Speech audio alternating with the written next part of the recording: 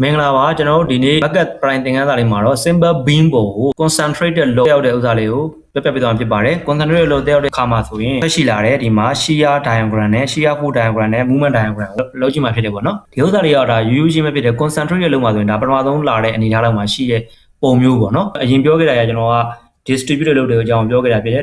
W3 into ပေါ့ L ဆိုတဲ့ဟာမျိုးနဲ့တွက်ခဲ့တာဖြစ်တယ်ဒီမှာကျတော့ P ဆိုပြီးယူရယ်နော်ကျွန်တော်ဒီမှာဆိုရင်သူ့ရဲ့တက်ရောက်တဲ့ load ကိုကျွန်တော် P ဆိုပြီးယူရယ်အဲ့တော့ဒီဥစ္စာလေးကိုလုပ်ကြည့်မယ်ဆိုရင်ကျွန်တော်ဒီမှာခေါင်းစဉ်တက်တာတွေစာတွေရေးတာတွေပုံတွေထည့်တာတွေကိုကျွန်တော်မပြောတော့ဘူးเนาะအဲ့ဒါတွေကိုကျွန်တော်ရှေ့က1 to 5မှာကျွန်တော်ပြောခဲ့တယ်အဲ့မှာပြန်ကြည့်တဲ့အခါမှာဆိုရင် set custom document ဆိုပြီးလုပ်ခဲ့ရရှိတယ်အဲ့ပိုင်းကိုကြည့်တတ်တယ်ဆိုရင်အကုန်လုံးနားလည်သွားမှာဖြစ်တယ်အဲ့ဒါတွေမပြောတော့ဘူးကျွန်တော်ဒီဥစ္စာလေးပဲအချင်းချုပ်လေးပဲပြောသွားမှာဖြစ်တယ်ပေါ့နော်ပြီးတော့ plot ထုတ်တာလည်းကျွန်တော်မပြောတော့ဘူး plot ထုတ်တာလည်းရှေ့က1 to 5မှာအကုန်အပြည့်စုံပြောခဲ့တယ်အဲ့မှာပဲ plot ထုတ်တာကိုလည်းပြန်ကြည့်တယ်မှာပေါ့နော်အဲ့မှာဆိုရင်ဒီပုံတွေကိုကျွန်တော်ဘယ်ကနေယူထားအောင်ဆို AISC American Institute of Steel Construction ဆိုတာနဲ့ယူထားဖြစ်တယ်P ကိုကျွန်တော်တို့ထားလိုက်မယ်ကျွန်တော်50 kN ဆိုထားလိုက်မယ် L က12 m ဆိုထားလိုက်မယ်အဲ့ဒါဆိုရင် supporting load ကိုတွေ့တဲ့အခါမှာဆိုရင်သူ့ထဲမှာပြထားရမယ် P/2 ဆိုပြီးတော့ယူရဒီဥစ္စာသူကဘာလို့ P/2 ဆိုတော့နှစ်ခုတက်ရောက်တယ်ပြီးတော့ဒီမှာ P တစ်ခုပဲတက်ရောက်တာဖြစ်တယ် P/2 ယူရသူက R လို့ယူရကျွန်တော်တချို့လူကြတော့ဒီဘက်ကို R1 ဒီဘက်ကို R2 ဆိုယူပြီးတော့ R1 equal V equal P/2 အဲ့လိုမျိုးလုပ်တဲ့သူရှိရနော်အဲ့ဆိုရင် check လုပ်ကြည့်မယ်ဆိုရင်ဒီကြပါ R1 + R2 ဆိုရင်လည်း50 kN ဖြစ်မယ် R into 2ဆိုလဲ50 kN ဖြစ်မယ်အဲ့ဒါကအကုန်လုံးတက်အောင်နေ P နဲ့သွားပြီးတူမယ်နော် shear diagram ဆက်မယ်ဆိုရင်ရှင်းရှင်းလေးပဲသူက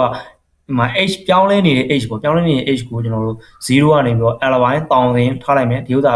ကများပဲကျွန်တော်ထားရတယ်နော်ပြီးတဲ့အခါမှာဆိုရင်ဒီ v ရော h ကဘယ်လိုပြောင်းလဲနေတယ်လဲဆိုတော့ဒီမှာသူ့ဒီမှာ h က ly 2အောင်ရှိနေတဲ့နေရာမှာဆိုရင်နော်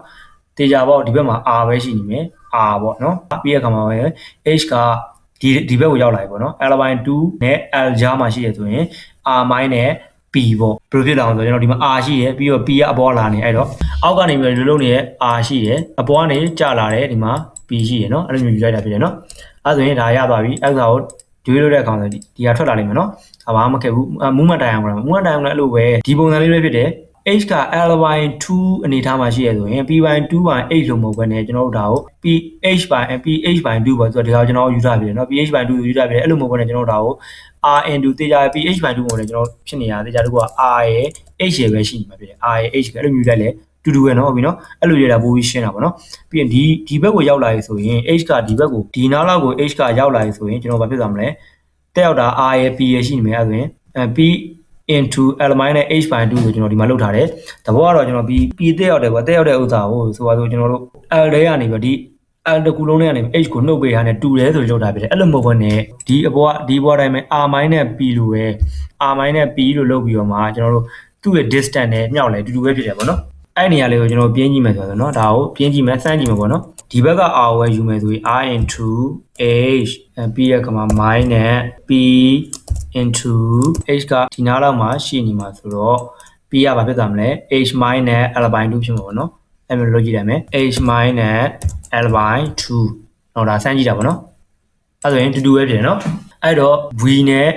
m နဲ့ရှာတာပေါ့ shear နဲ့ movement ရှာတာတွေကိုရပါပြီနော်အဲ့ဒါကိုဒီမှာ plot ထုတ်တယ်ဆိုတော့ကျွန်တော်တို့ဒီမှာ color တွေပါကိုတက်တက် chain လို့ရတယ်အဲ့ဒါတွေလည်းကျွန်တော်တက်တက်ထပ်ပြီးတော့မပြောတော့ဘူးပေါ့နော်ဒါအကုန်လုံးသိပြီးသားရေပေါ့နော်အဲ့ဒါရှိကျွန်တော်ဒီမှာဒီ color လေးတွေထားရတာဖြစ်တယ်ပြီးရင်ဒီမှာ